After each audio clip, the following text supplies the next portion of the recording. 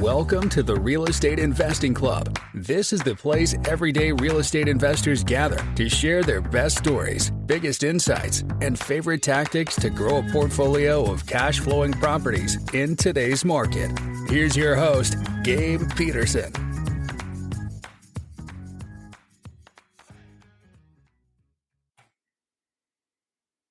All right. We are back with another episode of the Real Estate Investing Club. I hope you guys are having a great day. As always, bringing that Friday energy to you. We have a special guest with us today. It is Adiel Gorel. He has been investing since 1987. That is, I'm going to date myself here. That is 1 year after I was born. So he has quite the amount of experience, more so experience than my entire life in real estate, which means that this is going to be a good episode. There's going to be a lot of wisdom gems dropped.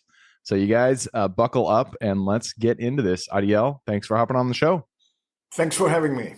Absolutely. I told you before we got on here, we always like starting with stories. We like to hear how people got to where they are. You have to have a good story because it's, 1987. That's been a long time. So tell us, how'd you get here or how'd you get into real estate? And then what have you done since then? Actually, I've been investing since 1984. 1987 is when I actually formalized it. So this is my 41st year of doing this. My background is all, in high tech and Silicon Valley type stuff. I'm an electrical engineer and computer scientist. I did my graduate studies while living, in Palo Alto, in Silicon Valley. I taught at the university, and then I got my first job at Hewlett-Packard Labs. Okay. If you think about it, back then there was no Google, no Amazon, so Hewlett-Packard Lab is where you really wanted to go if you could, and I did. I was lucky. So two things happened when I got that first job. I was a young guy, and Hewlett-Packard paid me so much more than Stanford did. So I thought I was getting paid enormously much, just like a young person now that starts working, at Google or something. And then I was the youngest person in my group. There were some people in my research group at HP Labs who were in their 50s and 60s. And I immediately assumed they would be very wealthy, working there for 30 years, getting paid like that. But once I got to know them socially, I realized not at all. They were not wealthy. They just owned their own home and a 401k.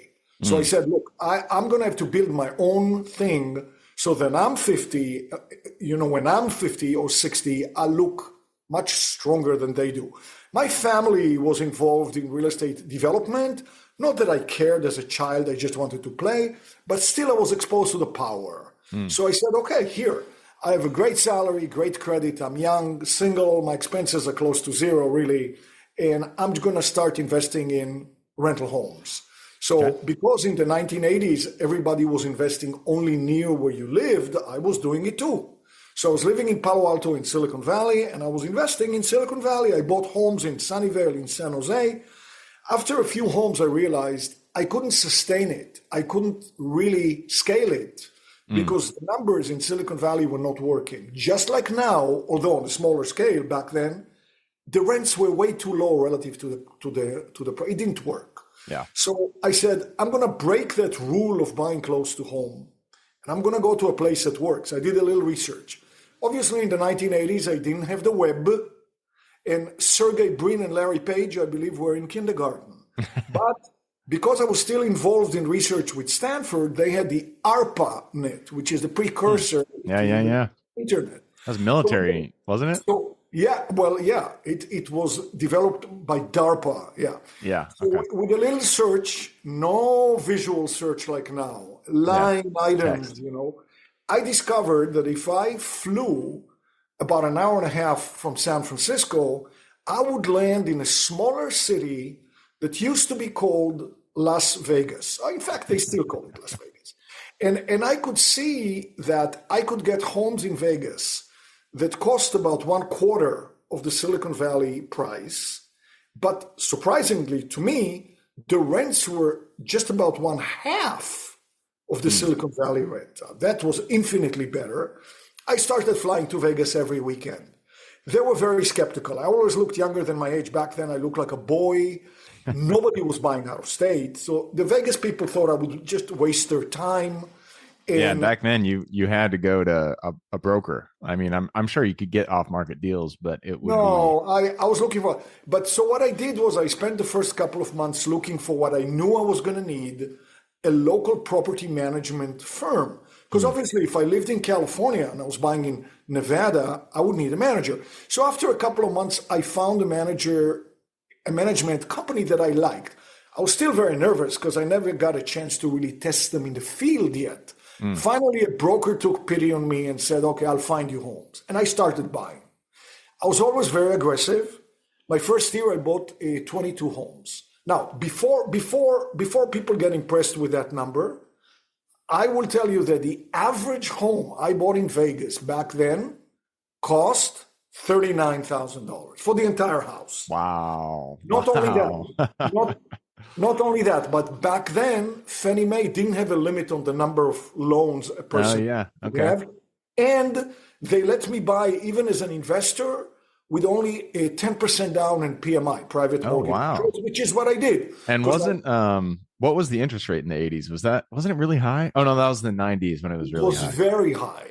Yeah, and I'll talk about it very shortly. Let me skip that part because I'll get to it, but you're absolutely right, Gabe. It was very high.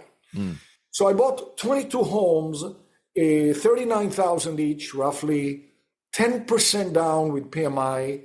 And my Silicon Valley friends made awful fun of me that first year. What are you doing? Nobody's buying out of state. You're crazy. But when they saw me with my 20 plus homes, the logic of the engineers started working. They said, oh, you know what? We understand what you're doing. We want to do it too. I said, you should go do it. It'll change your future. They said, look, you work here too. We have no time to go to the bathroom. Are you kidding?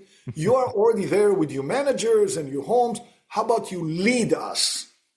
I said, okay, I'll lead you. So I led a group of about 20 engineers. And over something like 3.5 years, we bought roughly 250 homes, not as a group. She bought 6 homes for herself. He bought 4 homes for himself. I bought a couple more. And then during that time, I made the very trivial discovery that even the very cautious engineer who bought just 1 home as a test enjoyed the clout. So, the power of 250 homes, because the service providers, the managers, the realtors knew if he wasn't happy, he would complain to me. And every other manager in town was calling me all the time, come to us. We are better, we are cheaper, we are nicer, we are taller. Who doesn't want to manage 250 homes, plus the many dozens we may still buy in the future? I started liking it a lot. It was much more fun than my tech life. Because it was so unusual, I started getting invited to speak about it to investment groups. In one of my lectures, unbeknownst to me, there was a reporter for the San Francisco paper. In the Sunday paper, there was an article about this. And then I was invited to speak on the NBC morning news. I was enjoying it so much, and I felt like I was helping my friends make their future strong. Eventually, I dropped my high-tech life, formalized this, and in the past 40 years, my investors bought more than 10,000 homes in about 30 markets. And because I've been doing it for 40 years, the results are in. The sweet time, this is not a get-rich-quick thing. Usually, the sweet spot is between 12 and 14 years. It has a profound effect on your life. So thousands of people have retired powerfully, sent their kids to the best schools in the country, became wealthy. So now I want to add one layer to this discussion. To the best of my knowledge, there's only one country in the world where they give you what I call the biggest financial gift in the world. And the Americans were born into this gift, so they don't think it's special. That's why I'm not retired, because I need to bring the word out. It's a life changer. The only American that I was in touch with that gets it without me explaining it, like I'm going to do right now, is Warren Buffett, who was in touch with me in 2012, and he gets it. In fact, there's an article in Entrepreneur magazine about my interaction with him and about this. So what's the name of this crazy gift? that is given in the United States. You know the name. Everybody knows the name. It's the 30-year fixed rate loan. So typically when I say, people say, what's new? I know about it. Come on. I didn't know a 30-year fixed rate wasn't a thing outside of the US. Exactly. And that's why I'm not retired. Interesting. So here is what it looks like when I speak, let's say, in Europe. I tell the Europeans, my Americans can get a loan called 30 years fixed. They say, what does it mean? I say, well, like the name implies, it's fixed. The monthly payment, principal and interest will never, ever change with inflation. And the loan balance, how much you owe, which goes down with your little payments every month, also doesn't keep up. The Europeans treat me harshly. They say, with all due respect, you don't know what you're talking about. That's not possible. How does it, and I'm very ignorant outside of the US in terms of infinitely tied to inflation. Not with the lifetime cap, not with the yearly cap. So a European gets a loan of 1 million, let's say, and their payments are 4,000, and they pay like clockwork, and 12 years later they owe 1.7 million, and their payment is 8,500. It kept up with inflation. That's how it should be, because the cost of the tomatoes, the avocados, the shoes, the chairs keeps up with inflation. You need more dollars to buy the same goods. The only thing, only in one crazy country that never budges, is your loan. What does that mean? Inflation is your very best friend. It erodes the true value of your loan, and you don't need to wait for 30 years. Typically, between 12 to 14 years, your loan looks like a joke. And then your life has changed. So the Europeans say to me, we're going to prove to you how stupid you are and how you don't know what you're talking about. You have inflation in the US, right? Right. Always, right? Yes. Sometimes low, sometimes high. Yeah? Yeah. So if 40 years ago, they say you bought a postage stamp for 4 cents. Now, 72 cents. 40 years ago, you went to the movies in New York City for $2. Now, $16. If you go to Whole Foods today and you buy a beautiful organic avocado, $3. You know, we know, everybody knows, in 10 years, very likely to be $6, right? How is it possible that in this kind of an environment where inflation makes the dollar weaker all the time, where you need more and more dollars to buy the same, somebody will be insane, stupid, moronic enough to actually lend you money for 30 years?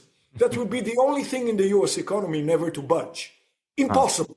Yeah. If it were possible, like I said, inflation would be your very best friend, make you wealthy. And, it's crazy. It would make your loan smaller and smaller in real dollars all the time. When they do a search on their phones and they see we really have this craziness, the next question is always the same. If the Americans can get this unbelievable gift, why don't they all drop everything they do and run out to get as many of those as they can?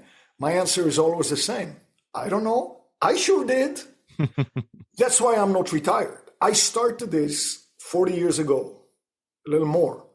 I could have retired very powerfully. In fact, even those, the 22 homes in my first year, I would have retired off of those very, very well, which I bought hundreds, by the way. Why am I not retired? Because just like you said, for you who was born here, you think it's normal. It is not. And only Warren Buffett gets it before I explain it. Amazing. So, I have a message, and I'm not retiring, although, of course, I could, because I have a message, and the message is a life-changing message. So this is what it looks like. I get a call from one of my investors. He says, remember me?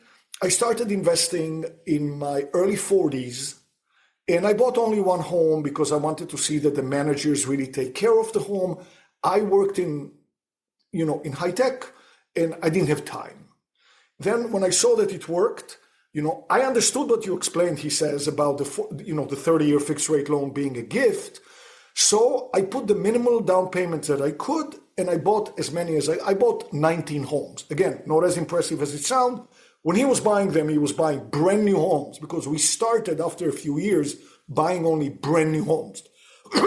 So they don't break down. So I bought, 19 homes, he says. And last year I turned 55, he says to me. So I looked at my 19 homes and they all had a loan with 17 years left on it, not even halfway of the 30-year term. But I noticed that even though I put a very small down payment and my loans were very high relative to the price, after 13 years, my loans were just about 1/4 of the value. That's what inflation does to the only thing in the US economy to not budge. Insane, simply insane. So he said, first of all, I was delighted because over 19 homes, I had millions of dollars in equity. That's what happens. He said, but then I took it one step further. I took 4 homes of my 19, sold them. Didn't do anything fancy, no 1031 exchanges, nothing. Sold and paid my tax, used the proceeds to pay off the remaining small 15 loans. And with 15 free and clear homes, I retired from my tech job. Thank you so much. And then the sentence that everybody always says in the future, I should have bought more.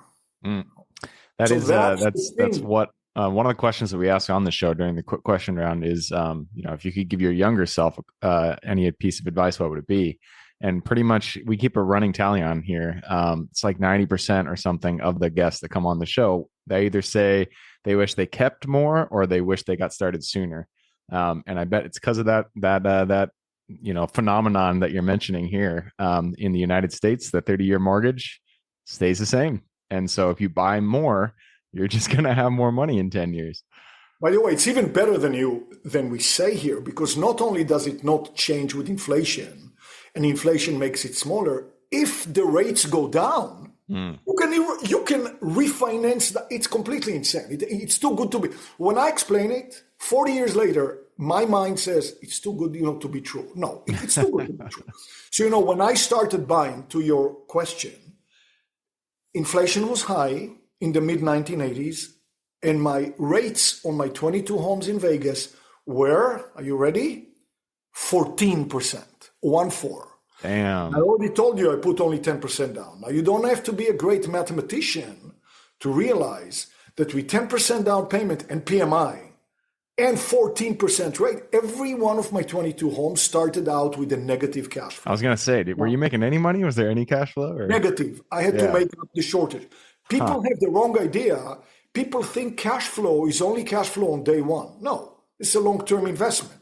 So I asked myself, can you sustain the negative on 22 homes? I said, yes, I can. I'm getting paid in my job well, and I can.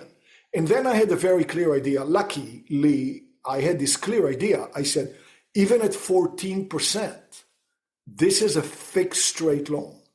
The principal and interest will never change, but the rents keep up with inflation. And inflation was high, obviously. So today it's negative. Tomorrow, maybe 2 or 3 years, it'll be break even, then positive, then more and more. Exactly what happened, except something else. A couple of years later, the rates went down to 12. 12! I refinanced everything to 12. Everything became positive. And then a couple of years later, you're not going to believe it. The media was screaming, single-digit interest rate. We all ran out and refinanced to 9.95, and everything became really positive. Just those 22 homes in my first year would have done everything for me. Of course, I kept on buying. I have investors who bought 100 homes. I have investors who bought 60. I have many who bought 1, and it already makes a difference in their lives. Yeah. But it doesn't matter.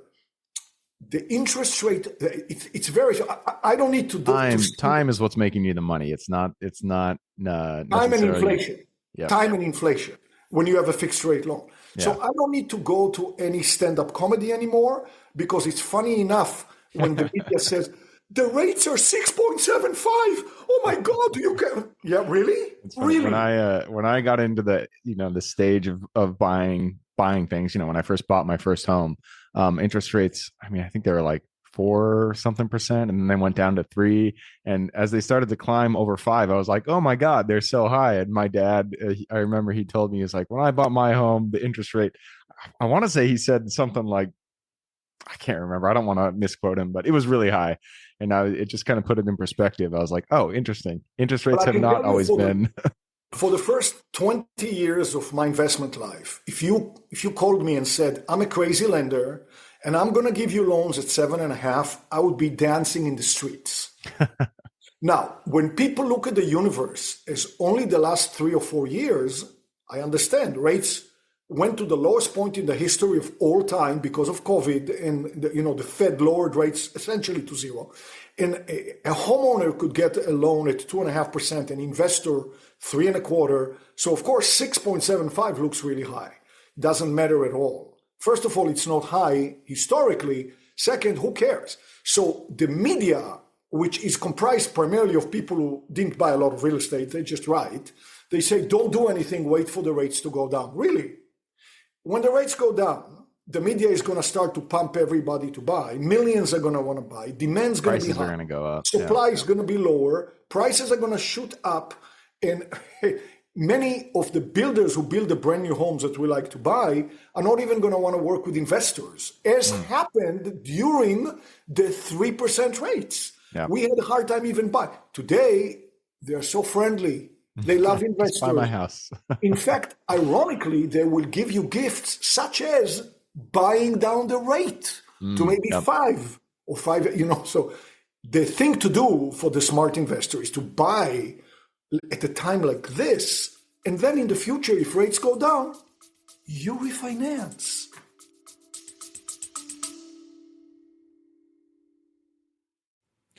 Before we continue on with today's guest, I want to tell you guys about a community I'm launching on School to help investors like yourself grow your own portfolio. In this community, you'll get access to all the docs I use, all the systems I've built, everything I've used to grow my own portfolio, as well as instructions and guidance on how to get out there and find great deals, how to finance those deals, and then how to manage them for great returns. Since we're just launching it, the price will be set at a measly $20 per month, and whatever price you join at is the price you'll have for life. We will be increasing the price as the group grows, so if you're at all interested in growing your portfolio along other investors, now is the time to join. I will put the link somewhere in the bio or on our podcast website at therealestateinvestingclub.com, so if you are interested, head on over there. With that said, let's get back to the podcast.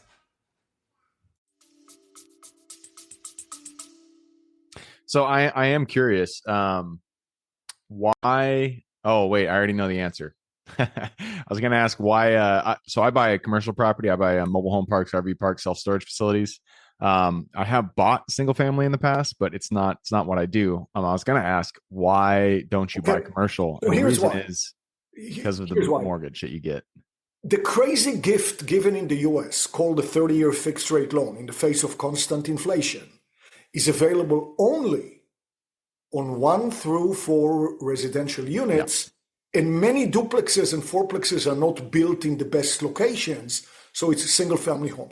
Over my career, I bought many, commercial properties, apartment buildings, even land subdivision, but I always go back to the tried and true single-family homes with a low down payment and a 30-year. In fact, I was invited to do a TED Talk, a TEDx talk a couple of years ago. And I say, here are the steps. You buy a brand new home in the Sunbelt states. We don't have the scope for me to go into that. Yeah. In a large metropolitan area in the suburbs, you put a small down payment, you get a 30-year fixed rate loan. You let the local manager lease the home up for you. And then you proceed to do the hardest action for a human being to do. Wait. Nothing. Nothing.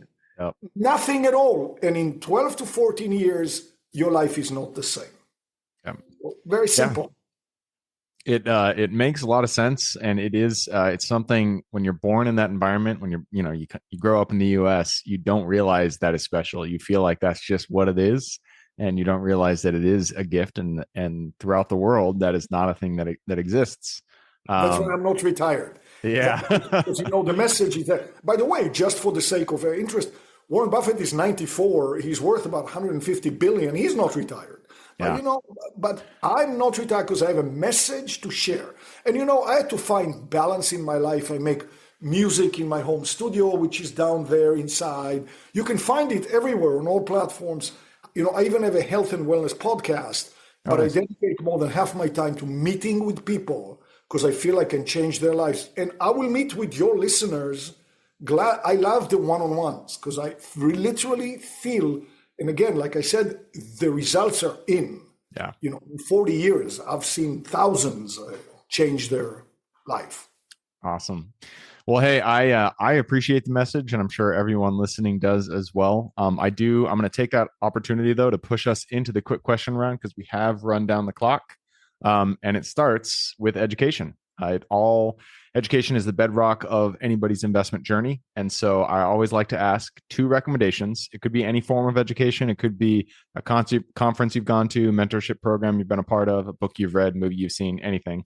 But I need 2 recommendations, one for general life wisdom and then one for real estate.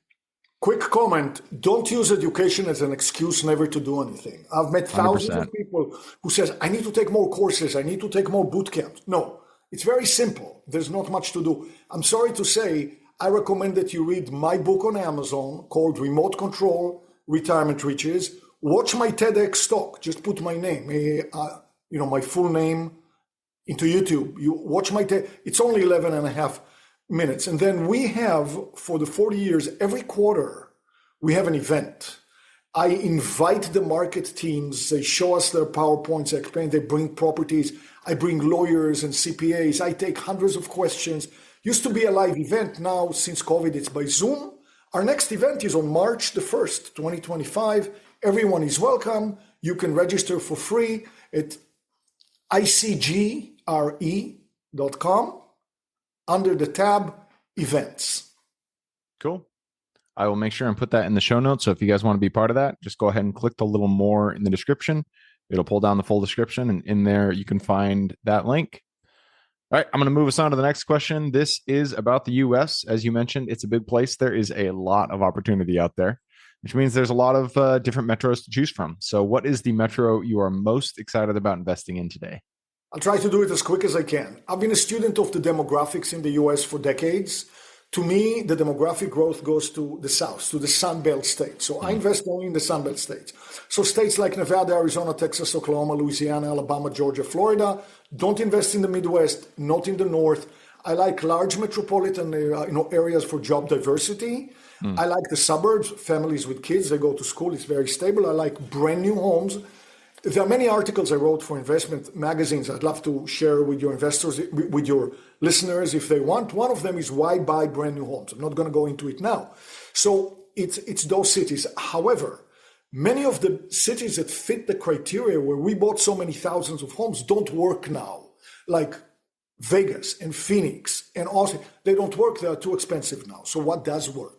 So as we Anything speak, in Mississippi. as we speak, there's Oklahoma City, Tulsa, Oklahoma. Dallas, Texas is coming back now because the price, even though they have very high property tax, the Orlando market is too expensive, but north, south, and east of it, you can still find some good stuff in Central Florida. The most expensive market we are still in is Raleigh-Durham, the Research Triangle in North Carolina. And in all of those places, of course, we have property management firms managing thousands of homes, really caring about every investor, even the one who comes in with one home. Nice. You're not the first to mention OKC as their favorite place to invest, and that's it's interesting. I haven't bought anything out there. I've looked at a few self-storage deals down that way, but it's crazy how high insurance is in that area because of it's like Tornado Alley. And actually, there are 3 natural disasters that pretty much every place in the U.S. is exposed to: the tornado, the hurricane, and the earthquake. Out of those 3, the best, if you can call it so, is the tornado, actually, because it's very narrow. It comes and usually hits one street, and that's it. And the insurance is perfect for it. For example, between Dallas and Oklahoma City, we bought about 3,500 homes over the past 25 years. To date, not a single home has ever been hit by a tornado. So that's the best one. Pretty good. The second one is the hurricane. It can hit many thousands of homes, not a direct hit necessarily, but but still insurance does pay. The worst one by far, the earthquake, because the insurance is very poor. So if you need to be exposed to something, the tornado is actually the best. Quote unquote, the best. Yeah. Huh, I did not know that. Makes sense. Actually, it doesn't make sense. I would like to know why that is, but we don't have the time right now. I want to move us on to the next question. This is about finding the deal. It all starts with getting in contact with the seller and penning that purchase agreement. So what is your favorite way to generate leads and find new deals? I believe in simplifying. I work with a lot of people in high tech, but I also work with teachers and truck drivers and doctors. I work, with everyone. The homes we buy brand new start at about $200,000 for a brand new home in a good area and end at maybe 300 and change. So, it's affordable to most people.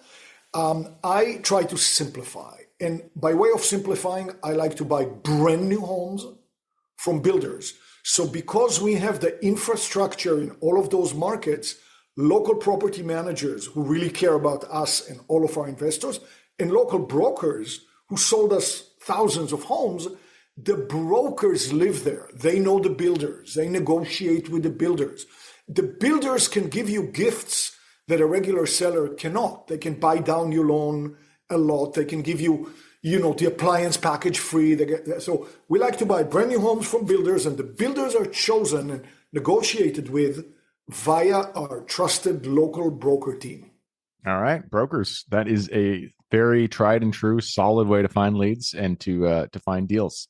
All right, that leads us to the next question. This is about lessons learned. You've, I think you mentioned like 1,500 or so something deals that you've been a part of. So I'm sure in those 1,500s, there has been some times when things go wrong. In More than 10,000 deals. Yeah. And I myself, as an individual, a few hundred homes. Yes. And the question is, in those lessons, in those times when deals go wrong, there's always a lesson to be pulled from it. So what was a deal that went sideways for you? And then what was the lesson you got from it? One of the lessons after a few years, we learned to buy only brand new homes. That will take care of a lot of stuff. Buying in good areas, that will take care of a lot of stuff. And finally, I've been in the 40 plus years through 3 cycles of up and down, including the worst one. And a lesson for everyone who says, what do you do when there's a recession? Once again, you do the hardest action for a human being to do. Hold on to your seat. Nothing at all. Because very, very, unintuitively, during a recession, the rents are very stable and good. Why? Because the people who live in your home as tenants and they were dreaming of buying their own home and leaving you, now they say, oh, there's a recession. We are not buying a home. Let's stay. Multiplied by millions. And during a recession, rents are very stable because they have a place, they have to live there. So all you need to do is do nothing. The panic that took place in 2008, 9, 10, 11, when people say, oh my God, the value of my home dropped below my loan, it's underwater, I'm giving it to the bank, here are the keys. Mistake. The rents are stable, sit and do nothing. Today, those homes are, the loans are a tiny fraction of and they have made people quite wealthy. So just don't panic, do nothing. Doing nothing is a very powerful strategy. Yeah, it's very, very difficult to not do anything when you feel like you need to. If there's something going wrong and the right action is no action, that is the hardest action to take for sure. All right, that leads us to the last question. You've actually already given us to us, but I'm going to ask one more time. You've given us a lot to think about. I'm sure people want to reach out, get in contact with you. As a 2-parter, where can they find you, and then what can they expect when they reach out? Okay, so you can get in touch with us. Send us an email at info@icgre.com. And my staff will call you up and set up a one-on-one call with me to talk specifically. I will guide you. I have a meeting with a lady next week who bought 28 years ago. She has a question about the fence. I'll be there for her. I love guiding and being there for my investor, me and my staff. Join our event, our quarterly, event. As I said, next one is on March the 1st. Just register for free, icgre.com under events. And then what you can expect, I'll guide you through it. We'll walk you through it. I recommend that people start with buying one home. Break the ice of buying out of state, all the fear. Sometimes people call me up and say, I just sold the company. I want to buy 100 homes. I said, how about you buy one? Buy one home, let it get leased and boring. Buying home number 2 is just a repetition of the same process. Buying home number 4 is already downright boring. Awesome. I will put that link in the show notes, info@icgre.com, or you can just go to icgre.com.